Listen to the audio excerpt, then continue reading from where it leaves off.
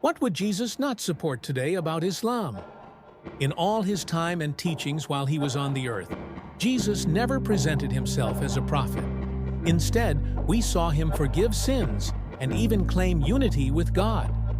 There are many who do not even believe in his existence, but over 1 billion people who practice Islam actually believe and honor him, but just not as he said he was.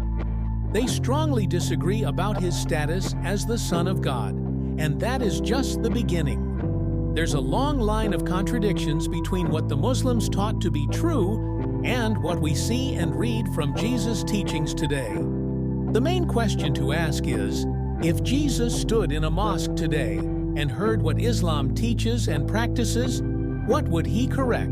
What would he challenge? And what would he reject completely? A fact is that there is no place in the Bible where Jesus ever talked about Islam. And that is because it never existed when he walked the face of the earth. Jesus lived from around 4 BC to 30 or 33 AD. But Islam as a formal religion didn't appear until over 6 centuries later. It wasn't until the 7th century AD that a man named Muhammad, born around 570 AD in Mecca, began receiving revelations that would become the foundation of Islam. So although there was no direct contact between Jesus and Islam, it is very obvious that many of their teachings strongly disagreed, starting from who Jesus actually was. The Muslims taught Jesus to be a prophet, and that he was born of a virgin and performed many miracles. However, they deny his crucifixion and hence his resurrection. They claimed that he was miraculously saved by God and never got killed. But if Jesus were standing here today, hearing that his death never happened, that the cross was just a misunderstanding, what would he say?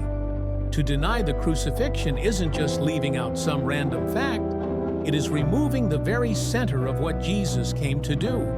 And that is definitely something Jesus will be against because it renders the Christian religion void. The belief of Christians is that Jesus died and rose again to bring salvation to them. Islam does not just oppose the very core of Jesus' teaching. The disagreement trickles down to less foundational, nevertheless still very much important, teachings of the Christian faith. Take, for example, one of Jesus' most well-known commands, love your neighbor as yourself. Now contrast that with what the Quran says about unbelievers. Fight those of the disbelievers who are near to you and let them find harshness in you. Surah At-Tawbah 9:123. There has never been a more glaring difference between two belief systems.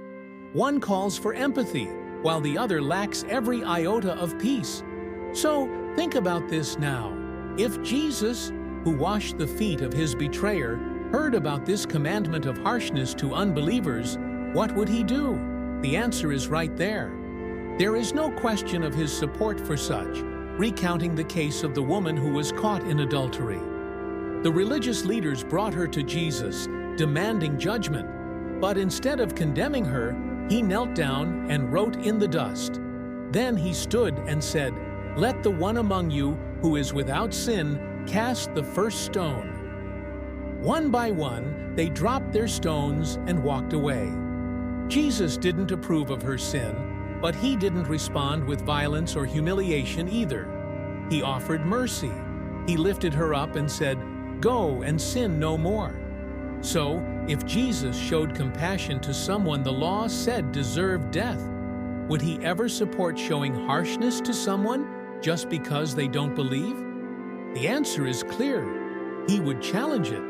He already did. Another count where Jesus' disapproval of Islam came to play was when he hung on the cross after being beaten and mocked. He looked down on the very people who tortured him and prayed to his Father to forgive them. That kind of gesture is alien to Muslims and the Islamic religion.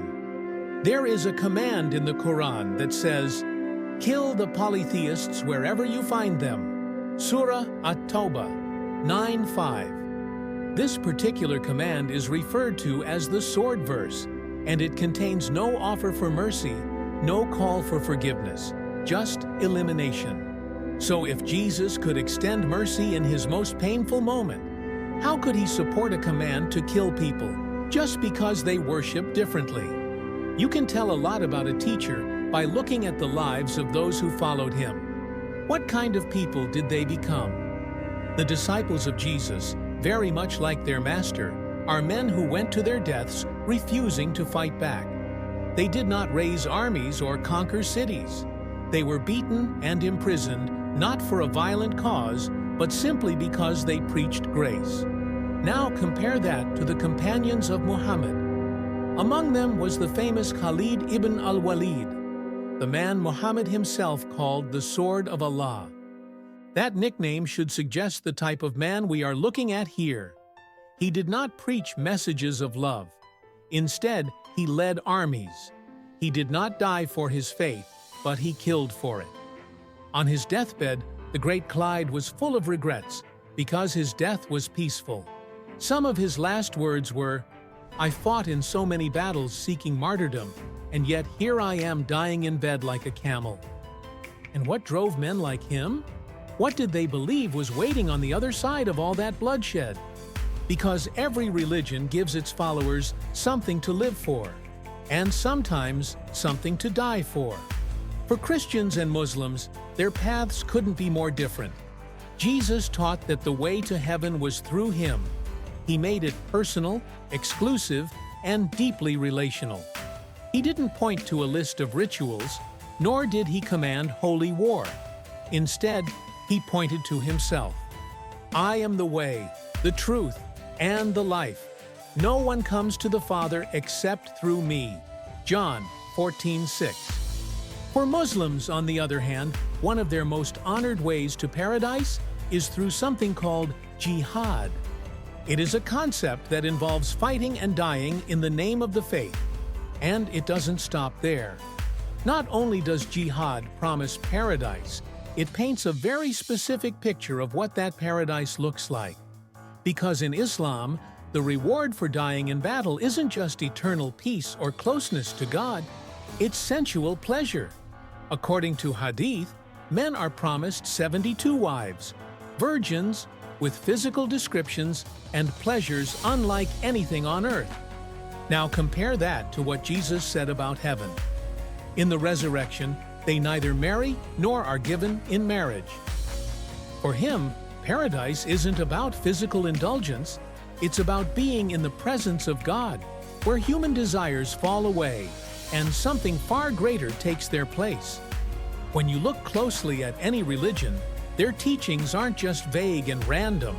The roots run deep down to their respective worldview.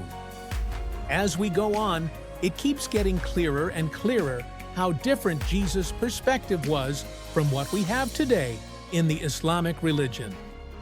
Another good and practical example is something as ordinary as food. Jesus taught that holiness doesn't begin on your plate. In Mark 7:15, he said, "Nothing outside a person can defile them by going into them." By this, he inferred that all foods are clean, and Christians are free to eat anything without worry about whether it is pure or not. Islam, on the other hand, has a rule that governs eating certain foods. For example, the Quran is clear, "Forbidden to you is the flesh of swine." Surah Al-Ma'idah 5:3. And this is not just about a mere food rule. Muslims believe that what goes into the body is seen as spiritually significant, and following food laws is to demonstrate discipline. So while Jesus emphasized the heart as the true measure of purity, Islam emphasizes the external act, even down to what ends up on your plate. So let's put it all on the table. When Jesus came, he didn't command armies. Instead, he washed feet. He didn't fight for power. He laid down his life. And from the cross, bleeding and suffocating, he prayed for the very people who put him there. Islam, on the other hand, redefines him. It honors his name, yet strips away his identity. It calls him a prophet, but denies his cross. It praises his miracles, but silences his message. Instead, it offers a path to paradise that's not built on grace, but on effort, strict obedience, and in many cases, even bloodshed. At the core, these are not just different faiths. They are opposing claims about who God is, what He values, and how we return to Him. One says, "Come to me, all who are weary." The other says, "Fight until paradise is won." So ask yourself, if everything we've seen stands against what Jesus taught, is there really any part of Islam He would support today?